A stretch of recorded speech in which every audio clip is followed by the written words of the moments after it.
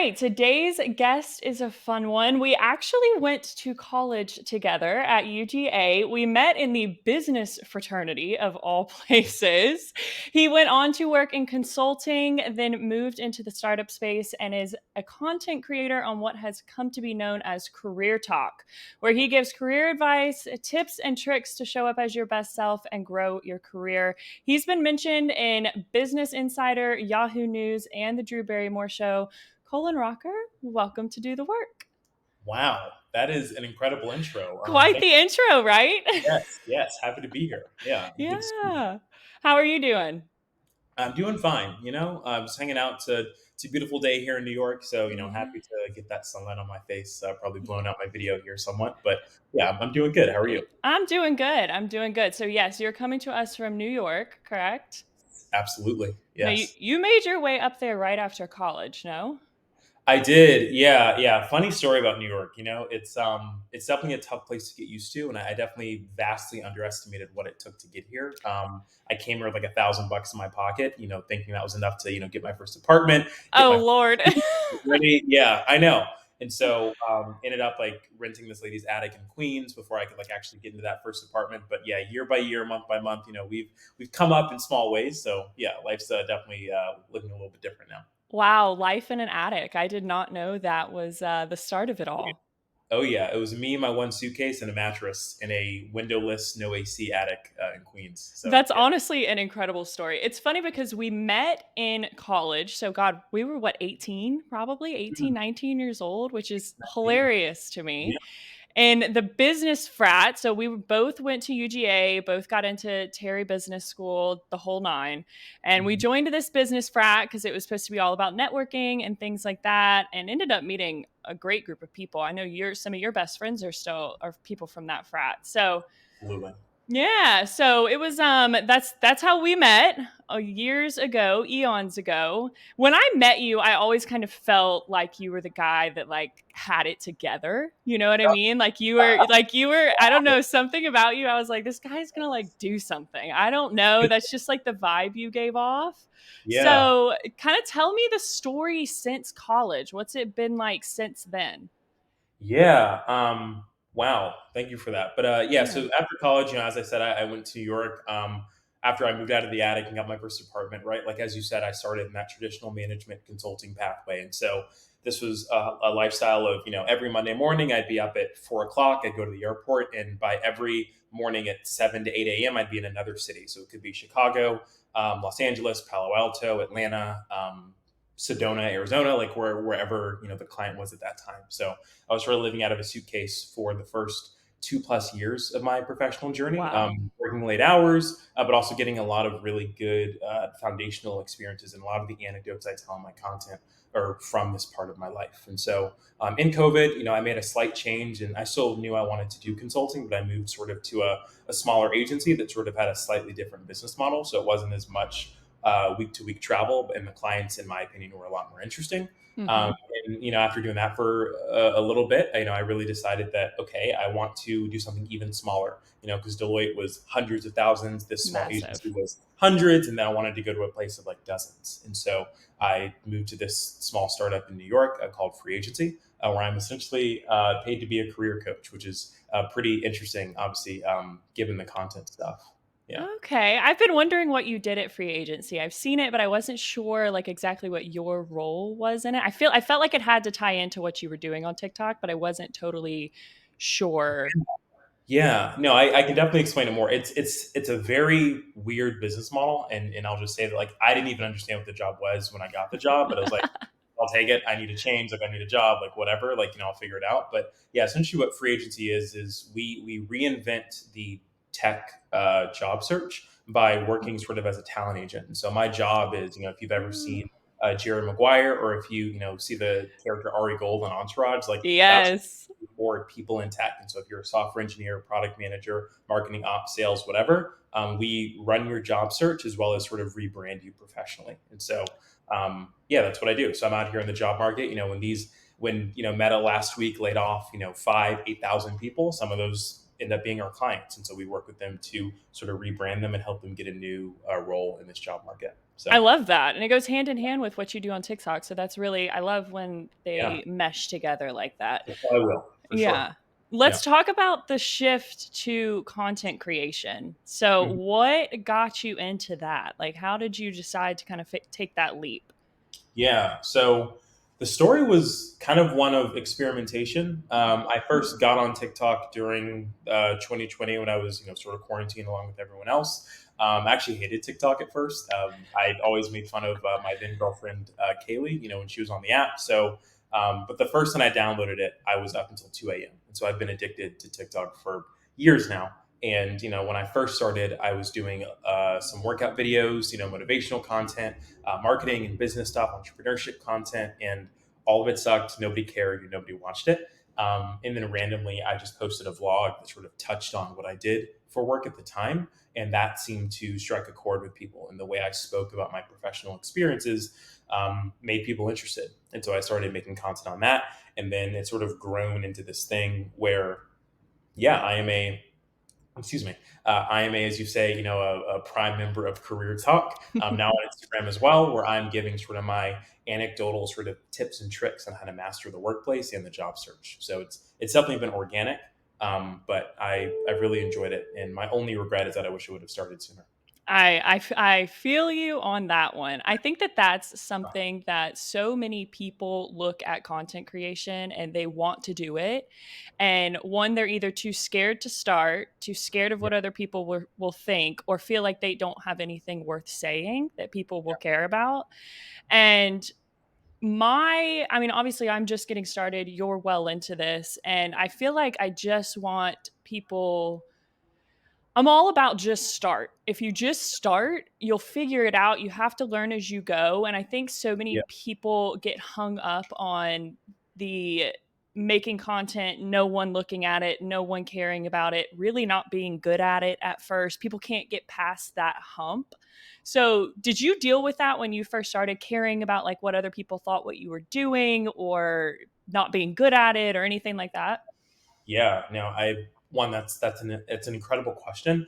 My favorite story that goes along with this is, there's an old story about a professor that he splits his class in two, and he says one half of the class has to spend all semester trying to learn how to create the most beautiful clay pot, and one half of the class has to just create 100 clay pots throughout the course of the semester. And by the end of the semester, the people that were just making the clay pots and in the practice of producing something on a regular cadence, right, ended up making the better clay pot than the people whose sole purpose was to just spend, hours and hours and days and weeks agonizing over like how to make this perfect thing, right?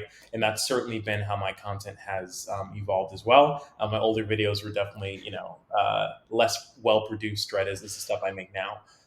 But more importantly, to the first part of your question about, people judging you, I think for me, I think I got lucky because I was on TikTok at a moment where, that's not where my main, I would say, friendship group was, like offline, right? So a lot of the people I went to high school and college with at this point, I think in early 2020, weren't really on the platform, and so I felt that I had a lot of creative freedom because I was speaking to people that were at the time, random, and I didn't know them, right?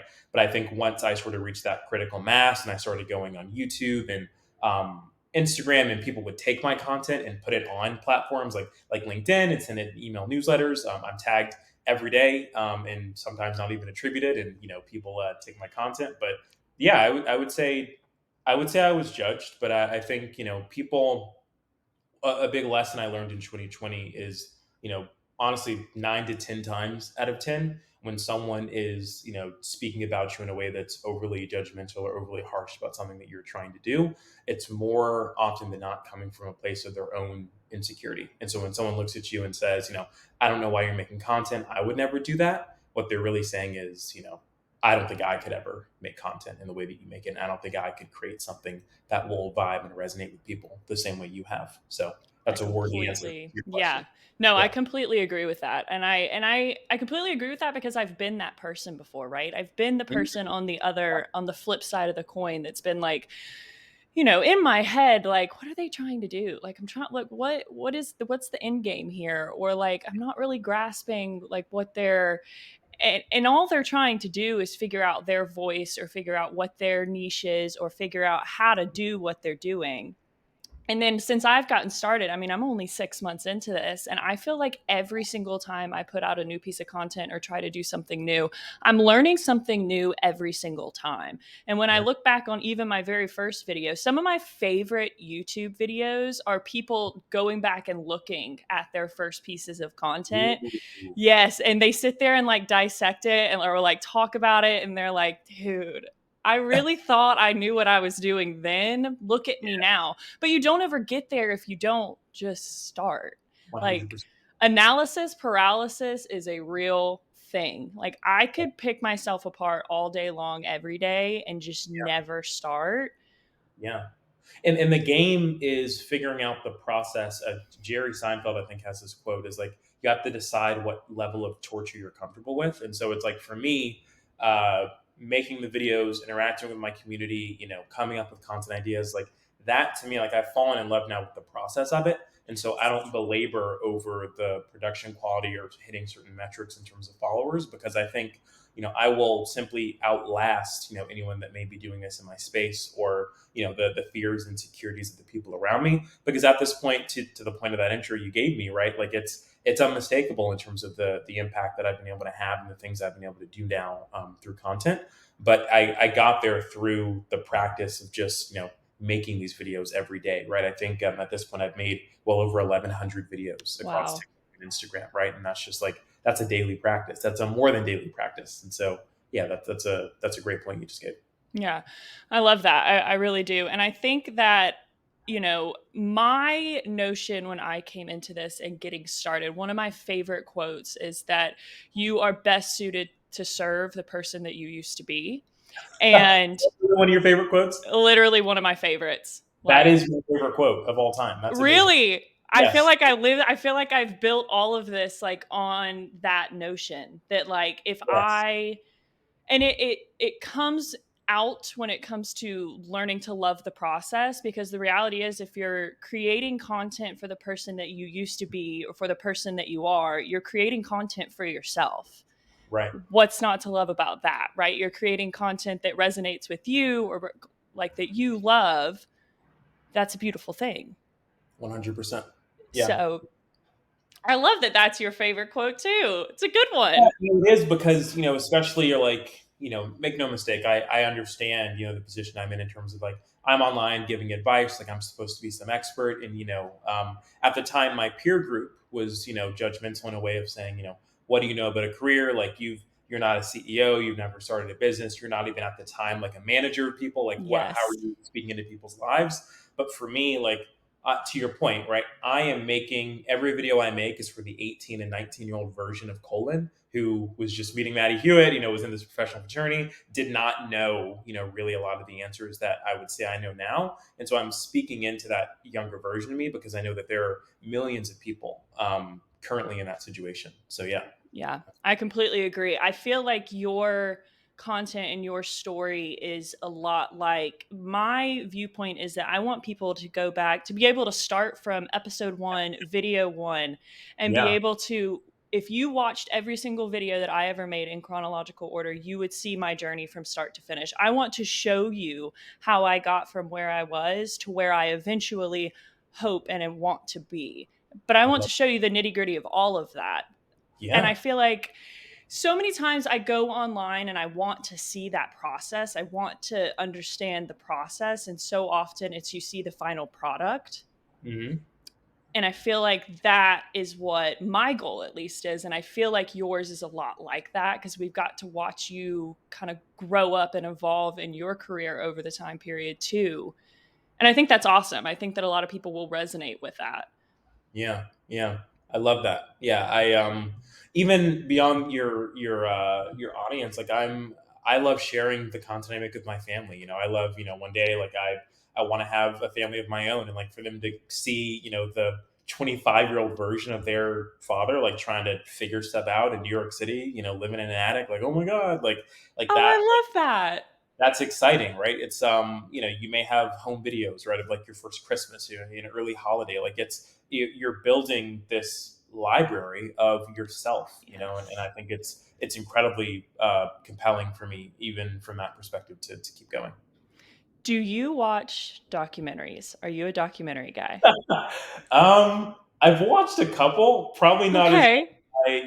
as I used to, but yeah. Do you have some favorites? I'm a documentary, like, pretty much all TV that I watch is Okay. revolved around it being, like, real in some way, whether it be, like, I watch a lot of crime TV, like, a Oh, lot. I watch pretty much all documentaries, crime TV. I do have a reality TV obsession. Like, it's all just kinda got to do with, like, the real side of it, and it's yeah. weird because I feel like content creation can be a form of that in and of itself, a form of like a documentary of what you're doing, a diary of your life of a sort.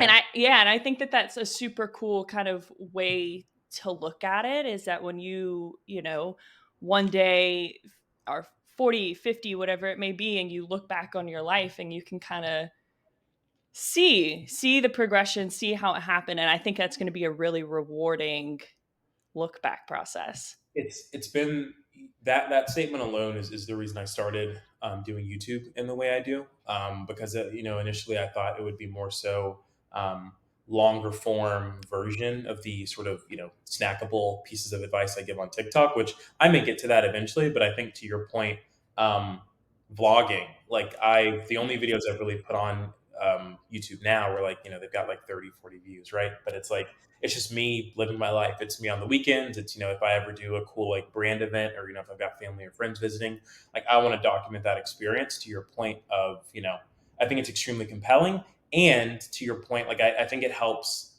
break down the steps you took in your journey, like something that may be innocuous to you, such as how you set up maybe an LLC that tracks all your business expenses, or how you interact with people via email or in person, right? Somebody may see that on a video, and that may be the unlock that they need to then go do, whatever they need to do in their business or their life. So, yeah, I love that. 100%. Let's take it back to college, or really Yeah. even before if we need to. Although I feel Okay. like you had it together when I first met you. Was there ever a point in time where you feel like you got off track, where you kind of lost sight of the goal or took a sidestep? Um, yeah, it's so funny you say that, because I feel like I feel like the period in which Yeah. figured it out. But like the period in which we probably met each other was probably one of the points where I felt like I didn't really have it together. Because in high school, I wouldn't say I was the best student. I was good, but I didn't have the grades sort of go to the college I wanted to out of high school, and so I sort of had to do my first semester at a more local university, and then I actually came to UGA in like the spring semester of my first year. And so like I just gotten there, and I think like that first year, so spring of first year and fall of second year, right, 2 semester period, I was just sort of kind of I had an extended freshman year of college, I guess, where I wasn't really on track. I wasn't really thinking of my goals. Certainly wasn't thinking of what I wanted to do post college. And I've talked about this in certain talks that I've been able to do now in the city. And I think that makes me even more qualified to speak into someone's life who may be going through a similar period of knowing when did you decide to make that switch, right? And how do you sort of navigate through a period of life where you may feel a little lost or a little adrift? And I think for me, it came down to the realization that I like this is a single player game, and it's up to me to sort of decide for myself what I want, and sort of chart my own path to get there, and not sort of create a bunch of excuses for myself, or a bunch of reasons why I couldn't get that internship, or why I couldn't get into this program, or why I couldn't get into this professional fraternity, right? Like I was connecting with some friends, right after I'd gotten in, because as you know, there's a selection process to get into these professional organizations. It wasn't a slam dunk for me, and some of my friends that were currently in the organization had to sort of lobby for me to get in, because of maybe how I came off in some of these interviews, and how I came off in some of the networking events. And so, I really had to think, and that was a wake up call as well, and just sort of thinking more about just getting up, dusting yourself off, and sort of starting from zero, but understanding that you can get to where you want to get. It's just going to take time, and you have to understand that like it's possible. You have to take that first step. God, I completely agree. I feel like that's really the person that I'm talking to when I'm doing all of my content and these talks and everything. I am talking to that person that's feeling lost or is in a change period of their life or whatever it may be that made you just feels like they've gotten a little off track or it feels like they can't do what they want to do. And because that was really my whole young 20s, honestly, I feel like college was by far the best 4 years. Like, I feel like I did college 100% the right way in terms of like the memories and things like that. Yeah. But I was so focused in high school, like so focused. Graduated like second in my class, took like My 9 goodness. APs, like Wow. yeah, I was in it. And then Yes. college came and I was like, It's very different. oh, Yes. freedom. Is this is this what this tastes like? And then 100. I never really got it back. Like, I never really got back to what I was pre-college. I kind of kept the partying going. I kind of kept that lifestyle going. Was Yeah. making good money and had an idea of what I wanted to do, but like wasn't really pursuing it, right? Right. And I feel like just this past year have I started to like really get back into that headspace of like, the only one that can make all of this happen for you is you. You Yes. have to start putting one foot in front of the other and saying, this is what I want and going after it. And it's honestly really scary to like go after what you truly want, to admit what you truly want Yeah. is Right. scary. Right. But I think to your point, you can't really decide what it is you really, really want until you know yourself. Right. And so I think a lot of people may struggle with the self awareness aspect of it because inertia is a powerful force, and once you get sort of caught up in an environment or a community of people that is going in one direction, it's extremely hard to get out of that stream and sort of Yes. course correct towards something else. And so I think a lot of people just fall into certain patterns of life in terms of their career, the people they have around them, the place in which they live, right, who they surround themselves with, and then it's very tough for them to even ponder who they are, let alone like what that person wants. You know? God, I completely agree with that. That saying, like taking 6 months off and that it will change your life if you focus for six Yeah, months. Like, I see that all over social media. And yeah, like, I'm actively living that right now. And like, that's it's all. true. And it's Yeah, so hard until people experience it for themselves. Like, I would have been like, yeah, okay, take 6 months. Like, yeah, yeah, it's going to change my life. Like, no, like focus is a hell of a thing. Like, absolutely. Yeah, blinders on 100%. is, Getting rid of yeah. distractions. Yeah, absolutely. Yeah, So, okay, so let's talk about, you have your career at free agency and then you have your content creation career. yeah. So, let's talk about the how do you juggle that? What does that look like for you? Cuz those are two, that's a full plate. And you've got a wife, like you've got a whole life. Yeah. Yeah. Yeah, no, it is everything everywhere all at once, and I think I wouldn't recommend it, but it's what my life has turned into, and I think I'm someone where I really like a lot of pots on the stove. One of my favorite, this is so weird, but one of my favorite scenes ever, going back to your love of documentaries, is one day when I was extremely bored, I was watching this like Joan Rivers documentary of the late comedian, and she was like depressed and sad because she had her like paper date book, where all of her booked gigs were in, and she was looking ahead like 2 months ahead, and like she had nothing on the calendar, and she was like sad about it, like depressed, right? And I was like, that's the life I want. Whereas like I want to create a world where a lot is expected of me, and I've got a lot of things in my life, and I've got a lot of stuff going on in terms of recording podcasts and making content, and so my days, essentially look like I get up around 5:30, 5:45. I'm typically either running or in the gym by 6. And then from like 7 to 8:30, that is like content, like business development time. And so I'm recording, editing, sending videos out, doing contracts for brands, doing outreach for brands, making invoices, and doing all the email stuff that comes from the business part of making content. And then I'm in work typically around like 9:15 to 9:30, and I'm there typically from that time to like 7:30 or 8 typically, because we're a small startup, and so definitely putting some hours in there, and so I'm not even getting home until 9, and so then I at that point I'm getting dinner and I'm spending some time with Kaylee usually if she doesn't have to work late, and then I'm in bed by like 10:15, and so like that's those are my weekdays, and then Saturday I would say is the one day that is typically not dedicated to anything business related, work or content.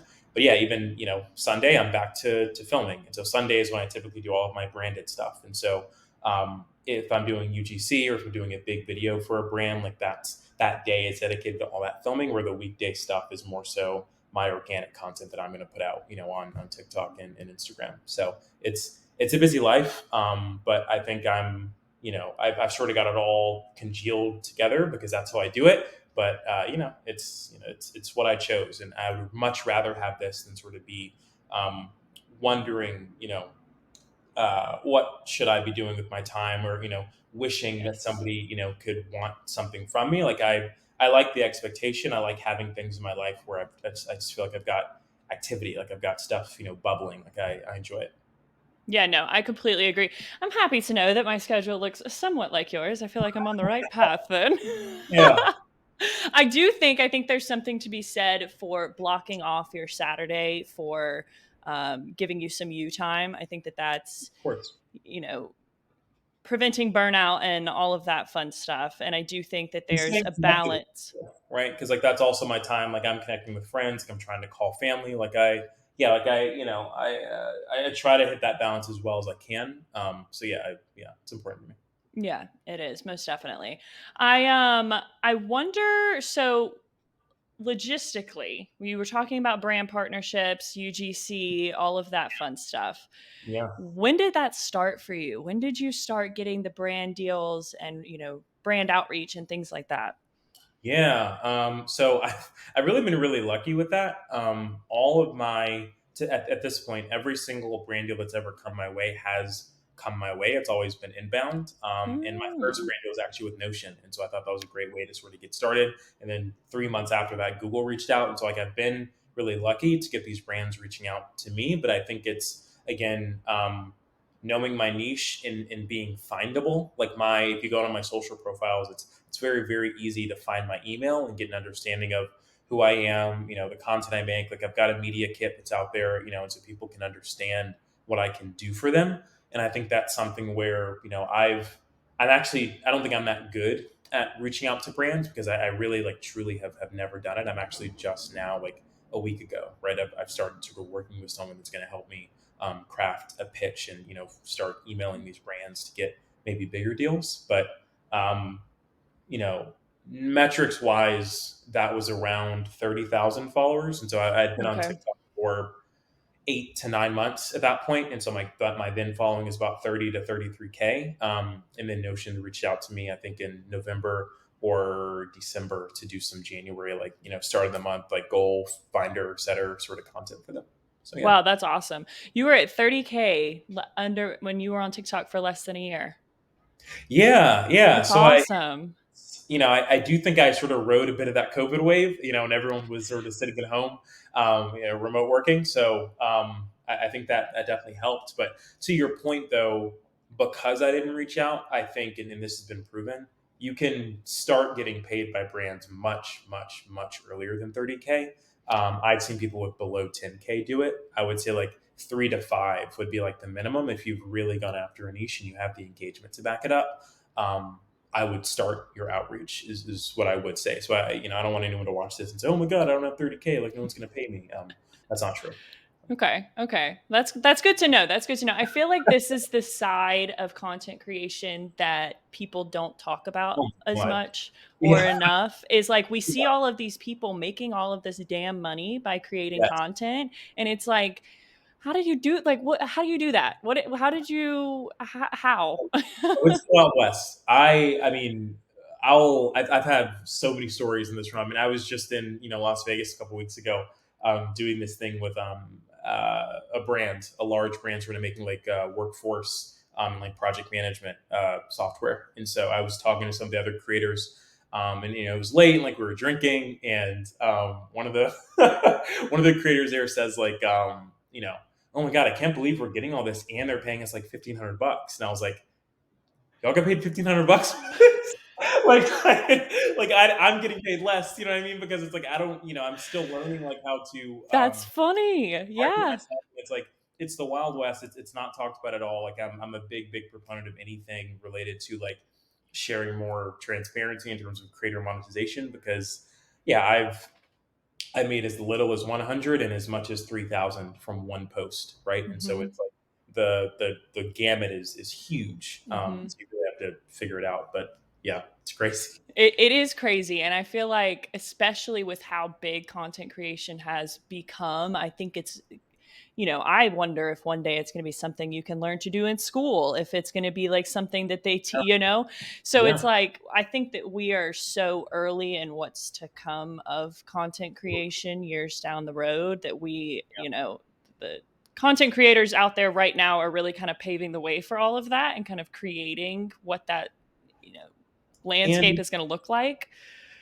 yeah, and I think I'm so happy that we're both on this path because I think there's going to be an amazing long tail of this where it's like what happens when Emma Chamberlain and Mr. Beast and these people that have been doing it for 10 plus years, like what are they doing, right? And especially, I won't even say that. Like I'll say like the Miss Excels of the world. There's a cat noise Yes. on TikTok, right, for Excel. Like these Hmm. creator educators is what I'm mostly like invested in because obviously that's what I would consider myself to be. But like what happens, like what opportunities are you going to have available to you after you've been doing this for 10 plus years? I always Exactly. being similar, like almost being like a rapper, like a music artist, right? Like a beyond just the music, what sort of business deals, what sort of investments are going to come your way, what sort of Hmm. business opportunities are going to be open to people who have been doing this for 7, 8, 9, 10 years. I 100%. think it's exciting, but It to your point, is. you gotta get in now, or you gotta. Yeah, for sure. And I also, I find it interesting because I think about, most creators have a niche of some sort, and it usually has something to do with what they do in their life outside of content creation, right? Well, then I've this has always just been a thought process that I've had is that then content creation becomes such a big part of their life that the other side of it starts to dissipate. And Mhm. so then, like, what does that look like for their niche, right? Like, if they're no longer really in that space on a personal note, like, how does, like, watching creators evolve, I think is super interesting because you're really just watching their life, honestly, unfold before Right. them. And I find that super interesting watching people that have been in it for years versus like just starting and like how it all evolves for them. It's very interesting to me. Yeah, it'll be cool. Yeah. I definitely got, ambitions beyond like what I'm doing currently. And that's something like I've thought about. Like at one point I called myself Mr. Career and my Instagram handle's career colon, but it's like there may be a point where, I don't have what you would call a traditional, sort of W-2 kind of career, right? So what Hmm. happens to my content where I'm giving you tips on what to do at your job and I don't have one, So, Yeah. Yeah. uh, but yeah, that's to your point. I mean, it is very interesting to think about what that looks like. Most definitely. Now, you said you do UGC as well. Yes. Okay, will you explain that a little bit? Because I've seen it, I've read about it, I've heard about it, but like, Yeah, yeah. yeah. So I would say, when people think about your average sort of creator brand deal, I think it takes the form of, take the Smart Water, partnership that I did way back when, for example, where a brand comes to you, they say, we're going to give you, a bag of money. And for that, we want one piece of content that you post on your channel. We're going to put some paid spend behind it. And that's going to, do well for us, right? UGC is sort of the not opposite version of that, but it's another form of content where these are videos that are um, typically like more. They're meant to look like relatable, sort of like lesser production quality, kind of snappier videos. And so you'll typically Okay. get a brief that has like a shot by shot description of what they're looking for. And so it'll be maybe you're playing out a skit or maybe it's just like a product review. But the prime difference is you're not posting it on your account. You're giving that video to the brand for them to sort of put the finishing touches and edits around for them to use in their marketing. And so whereas a brand deal is something that, you really have to be of some influence to get because you have to have a following in order to it be worth it for that brand to put their videos on your page. But for UGC, I mean, somebody could, walk off the street, right? And if they have a phone and they have, certain editing capabilities, and they can really, speak to um, the benefits of a given brand, you could start doing that today, right? And so I work with one or two UGC agencies as sort of a creator sort of on their books, and so when new brands come in that sort of fit something that I'd be interested in doing, right? Like I would do that. And so I've got a mushroom coffee brand I do stuff for, but it's got to this like sleep brand, like it's all these like DTC brands, Hmm.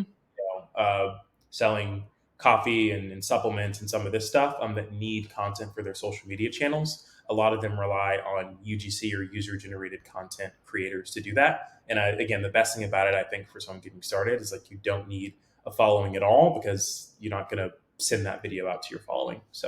Good So to know. Good to know. I think that's also a great way to, really get good at creating content for then yourself if you do want to turn it sure. into a following for yourself, or to just be a part of content creation and not have to put your own face out there, because a lot of people don't want to do that. So I feel that as well. Yeah, no, 100%. I think it's great. Obviously, the dollar value is a bit lower there per video, but I think these videos are one. It's very rare that you have to come up with the concept, and so they're really just looking for an That's actor nice. to sort of act out the concept or brand brief that they've already given you. So they're a bit easier to make, and again, like you don't have to be someone of a large following to do it. So yeah, Huh. it's a good way to get in the game for sure. Yeah, good to know. Good to know. Okay, let's shift from content creation and actually talk about career advice and things of Okay. that nature. Okay? Let's talk about both sides of it. Okay. So, when I met you, I keep saying this, but I've Yeah. all your networking ability was something about you that I noticed off rip. I felt like you were just very good at walking into a room and making a connection and feeling out the room, right? Is Mhm. that something that you is like innate to you that you already had, or is that something that you had to develop? Um, I've never really thought about that question. First of all, again, like, thank you. I appreciate that observation. But I think, like, if I had to dissect, like, what I do when I go into a room or when I'm, in a professional environment or even like a party, for example, is like, Yeah. you just want everyone to feel like you're paying attention and that like you see them in a way that isn't like superficial. And so like I think one of the easiest ways to do this is I always try to start a new conversation with someone with a compliment, and sort of complimenting them on something that maybe some people are missing in terms of what they may have said in a prior meeting. Maybe they're dressed in a certain way and I can pick out like the label or the designer that they're wearing. I'm like, oh my Mhm. god, like wow, like Love that. people like to be recognized for what makes them unique. And so if you can pick up on that with someone, based on how they come off, or if you've heard them, speak about things in the past, that's always good. Yeah, I think that's really it. And then just be the best way to be a better communicator is to be a good listener. And I think people are decently good at hearing people, but in terms of the other half, the other 50% of communication, in terms of their nonverbals, um, people aren't that great picking up at those, as I've seen in my past. And so, like, if you become a good observer of people in terms of how they move through a space, what they are really telling you that people want to pick up on, I think it's easy to do. And then try to, as early as you can, try to make a warm establishment with that person in terms of a shared love of something. And so, whether it's a sports team where you grew up, maybe it's your major, right? If you're in college or something, but like try to find something that you and that person have in common, because it's psychological at that point to want to assimilate or at least be in that person's community when you feel like there's some shared bandwidth there, right? It's sort of like you could take that as a dating strategy as well, right? Like try to For figure sure. out what makes this person similar and somewhat to you. That's some damn good advice, Colin. But no, listening is the key. Listening is Yeah. definitely the key to the equation. Now, when it came to your career, getting that first job at Deloitte, I know at Georgia, oh my lord, if it wasn't the big four, what were you doing? Like that was so like Yes. so how did you when it came to getting that job, I know it's what a lot of people want to do when they come out of college, business, they want to go into consulting. Hmm. I didn't go that route, but honestly, I think I didn't go that route because at that time my headspace was I couldn't do it. Like I talked myself out of it, right? even though Yeah. I was fully capable, my headspace was out. That's never gonna, I'll never succeed at that. Right. So when it came to getting that job, how did you break into that? Because you were one of many, right, that wanted to do that. Oh, oh man. You're making me think here. Uh, I think I was talking about a version of this the other day with someone. He had just graduated Columbia Business School and was coming to me, somebody with a 3.4 bachelor's, for advice. And I think what I told him was, if you want to get into an industry that is very different from maybe what you were exposed to, or what you're around growing up, because my dad was a plumber, my mom was a school teacher. Like no one in my family really worked in what I would call a white collar, like a knowledge worker kind of field. um, Beyond just knowing the functional skills of that job, like Excel, financial statement analysis, and making a good PowerPoint deck and doing all this other stuff, you have to also adopt or at least be an observer of the social and communication patterns of someone in that field. And so in my preparation for like these internships and these full-time jobs in consulting, it wasn't just how to get good at the case interview or how to um, do a financial statement analysis. It was watching consultants on YouTube, and so like literally other content creators that were management consultants, watching them and figuring out like how they communicate. Watching TV shows about consulting and figuring out like how they dress and how they think about things, right? And Nice. one thing you learn is consultants like metaphors and consultants like visuals. And so when you're explaining something, if you can bring in a metaphor about something else, especially if it's another business that they may share some similarities with, or if you can visualize it in a certain way, that is how consultants work. That's how these presentations are done. That's how they're able to sell the work that they do. And they're also very eloquent and very well spoken. And so learning how to pause before I speak, controlling those likes and ums and all that stuff. It's that's why I went about it. And then just right there. It's okay. This isn't an interview, but you that's how I went about it. I would say to start with. I mean, everything else Yeah, is, I think, obvious. Like you do have to know how to do the case interview. You have to go through all that prep, but like you have to fit in as well. You can't just be good at the job. And I think in this current environment, this current generation, right, that's young and maybe in college, that may seem um, unfair, but I think that's the world is unfair. And I think if you think it's unfair, you also don't have to play that game, right? Everyone, to your point, doesn't have to be a consultant. It's not some knighthood of professional success. You can do whatever you want in life, but if you decide you want to play that game, there are rules to it, right? And I didn't make those up, and they'll be there obviously long after I'm gone. So I completely agree. I love what you said about watching YouTube and trying to figure out how the person moves, because I do think that while I don't love the saying "fake it till you make it," because I don't know that it's faking it if you're trying to actually live it, but I right, do think that there is, you know, that does resonate with me, right? Because if you do wake up every day and do the things and act like the person that you're trying to be, one day you're going to wake up and you're going to be that person because you're of living that life. You're doing those things, right? So course, if you're aspiring to, be this type of person or enter this field or whatever it may be, researching the type of person that's already in that field or doing that thing is going to tell you exactly how to be that person. You yeah. you have those same habits, you do those same things. I mean, this is science, right? Like you've heard of neuroplasticity, you've heard of growth mindset, Mhm. and the research that Carol Yep. Dweck does in Stanford. The brain's reticular activating system, and so it's the same thing where if you want a white car, if you look outside, all you're going to see are white cars. Like the Yes. thing can be applied to your professional life, and so if you want to think like a consultant or act like an investment banker, literally your brain changes the thought patterns, and so you're going to be looking for things, and your mind is going to expose you to things that you wouldn't normally be thinking about or be drawn to because you've made the decision that that is how you want to show up in the world, right? Mhm. That's it's scientific too. It's not just fake, because I agree with you. I mean, faking it is lying, and it's saying that you're something that you're not, and I would never give that as advice to anyone. But putting yourself in the mental space and aligning with the thought patterns of someone who's already doing what you want to do is a great strategy for getting to that point in the future. Completely agree. And, you know, at the end of the day, you can learn damn near anything on YouTube. Of I mean, if course. I have learned anything in my 20s, it is that if you don't know how to do something, go ask YouTube. YouTube I guarantee. University. Yes, Yes. absolutely, absolutely. Yes. And to your And point, yeah. No, go on. I was gonna say even things like, you know, like Udemy or places like that, like there are resources out Yeah, there to learn anything that you want to learn.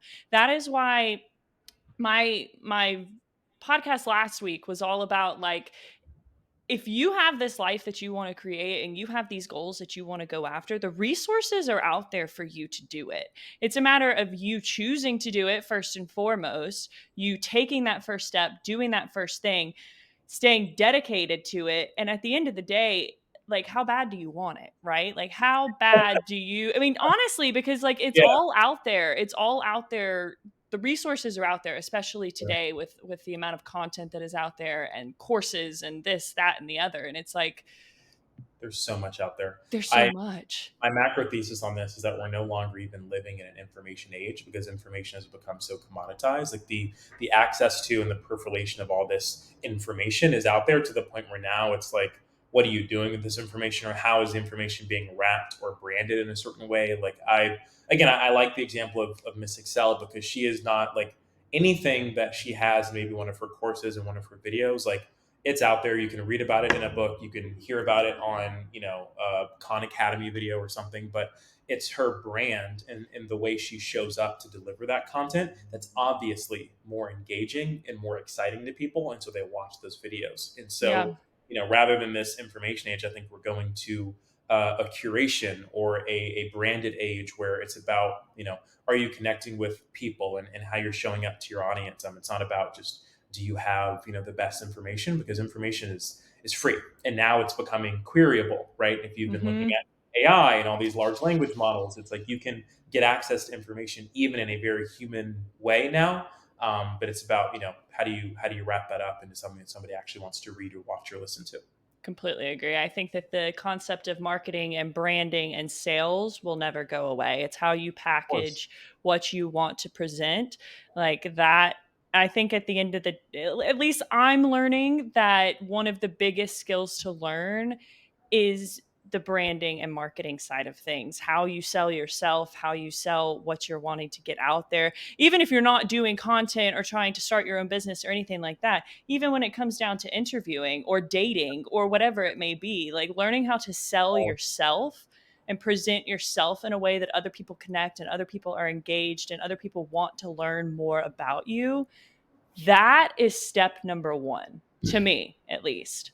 I think it goes back to the point I made earlier about self awareness, because again, when I was a consultant and we'd work with a brand new client, before we got into the website design or the platform build or the decisions that we were going to make within their business, we have a strategy session and we have brainstorming. We have to figure out where they actually want to go and who they actually are as a business and who they need to be. And I think you can do the same thing in your own life, or you need to do the same thing in your life. And so once you know who you are, then you can go about this whole thing of like branding. That's why again I disagree with fake it till you make it, because you have to start from zero. Like, who are you today, and who do you want to be, and then how do you connect those dots for people? So yeah, Completely branding. agree.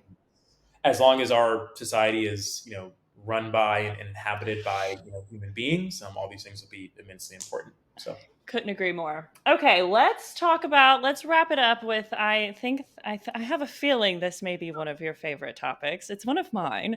okay, Habits and mindsets and things like that. bring it on. Yes. So, what are some of your favorite? Let's talk about day to day habits, right? So, you get on TikTok, you get on anywhere. It's your 5 to 9 before your 9 to 5, and your Yes. 9 to, yeah, whatever. So, everybody's got different habits and this, that, and the other. What are your favorite habits that you have right now? Um, some of my favorite habits. I try to never go 2 days without like physically moving my body. I think that's Okay. that's really important. Just from again going back to how the brain works and oxygenation. I know you're obviously didn't honestly most likely well more versed than me on this, but it's like a, when you keep your body in motion, that's just more oxygenated blood going to your brain and going throughout your body. And Hmm. so I think you're just like setting yourself up to be in a more creative state. And obviously, with all the physical and longevity benefits of that. And so I like to keep my body moving. Mhm. Um, and one of my habits or slash addictions is I really think I'm in this space where when I open a social media app, and maybe this is just self-aggrandizing and selfish, but I don't know. But like the way I use these apps now is I'll open an app, I'll go to my notifications, I'll filter it for comments, and whatever new comment is on any of my videos that I haven't responded to, I will either like it if it's positive and it's not somebody hating, and I'll comment, and that's how I sort of go through it. And then when I'm done, um, I'll get off. And so I think that's one of my habits where I sort of made this switch where I rarely scroll on apps, especially TikTok on Ooh, Instagram anymore, and I'm only there to look at what are my new DMs, what are my new comments, like what videos are popping off with people, because again, that's what you would do. As a business, if you had a store, like you want to know the data, okay, what products you're selling, what are people talking about in the store? How are people talking about the brand on social media? And so I love that. that's what I'm looking at. And so yeah, those are probably those are two of my habits. But I like that, and then just the committing to wake up when I need to and do the things I need to do before the day. Mhm. One of my favorite quotes from Ryan Serhant, which is the big real estate broker here in New York, is he says. Amateurs make decisions based on their feelings, but professionals make decisions based on their commitments. And so, Mhm. it's like, if I'm committed to showing up on these platforms, like I never want to go like a week without posting across one of my apps, or I never want to go too long without doing some of these things. It's like I've made a commitment to show up on this platform. I need to make sure that I'm, if not putting out content as frequently, because sometimes I just can't get to it, I'm at least showing up in the engagement and like being active in my community and saying like, what do you need? Thank you for this feedback. I like that too, and all those sorts of things. I love that. I love that. Consistency, I think, I think consistency is one of the hardest parts in anything that you do. Honestly, it's especially when things get going and they feel like they're getting easier, or you're getting a little more comfortable with it. Yeah. It can become easy to fall into, I'll just take a break here, or I'll take a break there, or it's just one day, and then it turns into three, and then it turns into Yeah. four. So consistency on all sides is definitely a great skill to learn for sure. But Yeah. I know for me, when I first started this whole journey at the beginning of the year, habits and all of that, my dad has been a self-help personal development guy for as long as I can remember. He has been buying me personal development books, at least 5, for Christmas every single year for as I think long as I can remember. that was Like, subliminal messaging. yes, yes. Like it's his thing, and like he instilled it in me, and I know like sometimes I feel like, and I don't know if this is because it's just my algorithm. It may be my algorithm, Yeah. but when you get on social media, I feel like it can be a little toxic sometimes with the whole with the self-help and the productivity and the hustle culture and the side hustles and the do Yeah. this, and it's a lot all the time, to where it can almost make you feel worse about yourself because you feel like you're not doing enough, or why, Yeah. like how do these people have time to do all of this, and I why can I not find the time to do that, or how Yeah. does this person. It seems like everyone's making $30,000 a month, right? Like, Yes, yeah. I, yes, yeah, absolutely.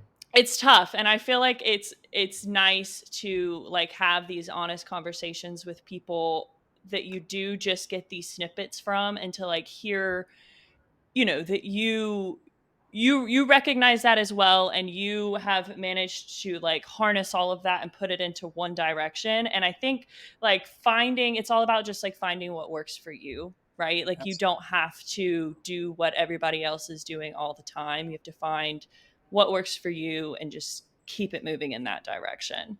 And I think um to that point, it's like finding people who are ideally creating who are only a couple steps ahead of you. Like I think like, if Beyonce, or Jay-Z like did like a day in the life video, like at some point, like that's entertainment, right? Like I'm not really yeah, learning something from Beyonce's day in the life. Like I don't have a chef, I don't have a driver, I don't have a private plane. Like this is nice to watch and I would love if she did that, but it's like, if I do a day in the life, somebody may learn something from how I send an email or the route I take to work or like what I'm wearing that day, right? And so people, and the same thing with people watching your content. That's why I think it's so important to your point, like start as early as you can and sort of chart that journey for people so people can see, okay, she was doing this and then, oh, she made this one decision and she got to here and then she did this one thing and she got to there. And, and they can sort of track and trace your success. Yeah, no, I completely agree. I Yeah. completely agree. So let's wrap it up with what I want to know, kind of what you kind of see for yourself, maybe, career wise, content wise, career wise, whatever it may be. What's your foreseeable future? What are you kind of goals wise? Yeah. So I don't know whether it was a year ago, maybe 2 years ago, but I got to a point recently where for me, I've moved away from having a maybe like or being driven primarily by goals and more so being driven by like the lifestyle that I want. And so don't get me wrong, like of course, like I want to be a millionaire one day. I want to be a business owner one day. Like those are goals in life. I want to have children, right? Like those are goals. But I think what motivates me now is not the goals, but the lifestyle. Because living in New York, I'm friends with a lot of people that make two, three, four, six, $1 million a year. Like I know people who are at those income levels, but their lives to me aren't enjoyable. They're not fun. And it's not just the work either. It's like what they choose to spend their money on and where they go vacations. Like I don't know. I don't know Mm-hmm. if I could do that. Like if I was in that position. And so for me, I want to live a life where I've got the flexibility to do what I want from the perspective of leisure and work. Like I want to be able to choose to honestly, like I really like to travel. Like I was so excited when I got the chance to go to Las Vegas and do this event um, Yes. with the brand I mentioned earlier. I'm so excited to now. I've started doing public speaking, and so now I'm just sort of bipping and bopping around Manhattan. But I'd love to go to Brooklyn, and then maybe it's Philadelphia, and then maybe it's Austin, Texas, right? Like I want to be on the road again. I want to do speaking. I want to work with colleges and organizations and help them craft professional development resources for their staff. It's like I want to really the core of it is I want to live a life that only makes sense for me because to your point, like this is my only life. And so it's not about becoming a bigger influencer and just living and dying by the brand deal. It's about starting using my audience and using my skills and my resources to start a business and then grow that business and then sort of create a life where yeah, like I'm living a truly one of one experience, that is specific to me and that is from the ground up something because I believe that I'm living a life now with I have an extremely high amount of self awareness. I know exactly what I want, exactly what I don't, and I want to create a life like predicated on what I know to be true about myself. I love that. That's a great answer. It's honestly an incredible answer, and I resonate with that 100%. I think it's hard to sometimes separate yourself from the money because Yeah, everything is everybody's in your ear about what you're making and how much you're making and money, money, money. And I am not one that says that money does not buy happiness. I am not one that's no, no. Money makes life better. It makes life first, easier at the end of the day. Yes. But there's also to be said for creating a life. What's the point of having all this money and making all this money if you don't live a life worth living with it, right? 100%. So that is, definitely a goal that I share with you, and I think it's awesome, this brand that you're creating and Thank continuing to you. build. And I loved getting to talk to you today. We haven't actually talked since we I were, know. God, years ago, which is Cheers. crazy. Yeah, yeah, yeah. Yeah, so this was awesome. Thank you so much for coming on the show today. Of course. Everyone, please be sure to check him out online. He is at Career Colon on IG and TikTok. I will link all of his platforms and resources in the description. Thank you guys for joining us on another episode of Do the Work with me, Madeline Hewitt. As always, however you are consuming this content, please be sure to like, share, comment, rate, subscribe, follow, do all of the things. I will see you back next week.